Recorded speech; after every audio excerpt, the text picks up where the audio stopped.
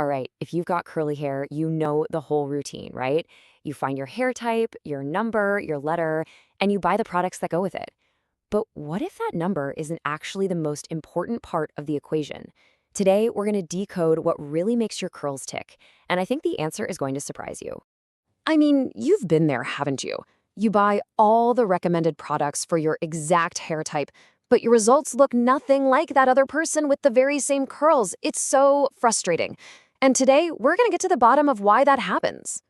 Okay, so first things first, let's break down the system that most of us are using to define our curls. It's the one that gives us our 3B or 4A, but it's also, honestly, where a lot of the confusion starts. So this is it, the Andre Walker hair typing system. It was created way back in the 90s by Oprah's stylist, and really it was made to help market his product line. It's pretty straightforward. It just breaks hair down into 4 main types based on the visual shape of the curl, from straight all the way to kinky coily. It's a decent starting point for figuring out what your hair looks like. But the system is far from perfect. And beyond the criticisms it's faced, it just leaves out so many crucial details, like how much hair you actually have, your density, or what your scalp is doing. It's really just one little piece of a much, much bigger puzzle. So if the curl pattern isn't the whole story, then what is? Well, it turns out there's another factor that has a way bigger impact on how your hair actually behaves and what it's really thirsty for. And that, my friends, is porosity. See, curl pattern is all about how your hair looks, but porosity is about how it performs. It's all about how easily your hair can soak up and hang on to moisture. And that is the secret to pretty much everything, from controlling frizz to making your products actually work. This right here is the light bulb moment. That feeling when a holy grail product does absolutely nothing for you. Even though it works wonders for someone with the exact same curl type, yep, porosity is almost always the reason. This is why hair care routines are so not one size fits all. So the next logical step, right, is figuring out your own hair's porosity. And don't worry, it's not that complicated. It basically falls into one of 3 categories, and each one tells you a story about what your hair really needs. First up, we've got low porosity hair. I want you to picture the shingles on a roof lying perfectly flat and sealed tight. That's your hair's cuticle layer. It means water and products tend to just bead up and sit on the surface. It can take forever for this hair to get wet in the shower, but hey, the silver lining is that once that moisture finally gets in, it's locked in there pretty good. Now, on the complete other end of the spectrum is high porosity hair. In this case, the cuticles are lifted, maybe even a little damaged and open. This hair is like a sponge. It sucks up water and product in a split second. The big problem? It loses all that moisture just as fast as it absorbed it, which leads to that endless cycle of dryness and frizz. Okay, so how do you figure this out? First of all, please, forget the unreliable float test you've probably seen online. All you really need is this simple 3-step observation check. Seriously, just pay attention on your next wash day. How fast does your hair get soaked in the shower? How long does it take to air dry? And when you put product on it, does it just sit on top or does it vanish instantly? The answers will tell you everything you need to know.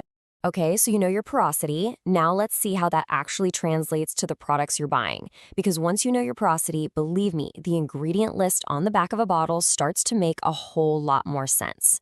It's really all about strategy. If you have low porosity hair, you need help getting moisture in. So you're looking for things called humectants, ingredients like glycerin or aloe vera that actually attract water. But if you have high porosity hair, your mission is to keep moisture there. So you need to focus on emollients and sealants, things like shea butter or oils that will lock it all in. This brings us to one of the biggest, maybe the biggest, debates in the entire curly community. For years, the #1 rule of the curly girl method has been avoid silicones at all costs. But is that rule still actually relevant? Because in the real world, the story is way more complicated.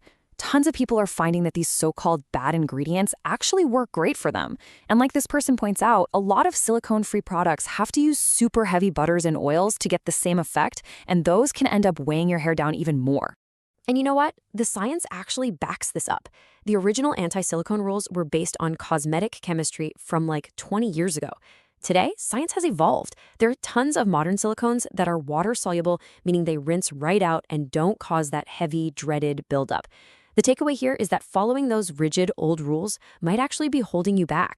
Okay, we've covered pattern, porosity, and products. We've covered a lot. But there is one last powerful force at play that can totally make or break your hair day, and that's the weather. We all love to blame humidity for our frizz, but the real metric you should be paying attention to is something called the dew point. The dew point tells you how much moisture is actually in the air.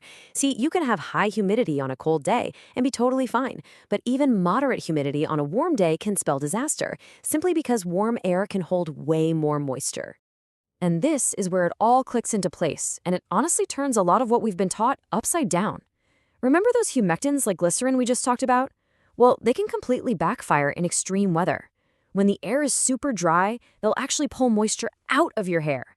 And when the air is super humid, they'll pull in too much moisture from the air, causing your hair to swell up into a giant puffball of frizz. The real pro move is to adapt what you're using based on the dew point. So let's put all of these pieces together. We've got porosity, we've got products, and we've got the dew point. These three things, they're the building blocks of your own personal hair code. The ultimate goal here is to get you to move beyond just copying someone else's routine. It's about becoming a detective for your own hair, gathering the data, and becoming your own expert. Because really, no influencer, no chart, no one knows your hair better than you do. So let's do a quick recap. These are the key takeaways.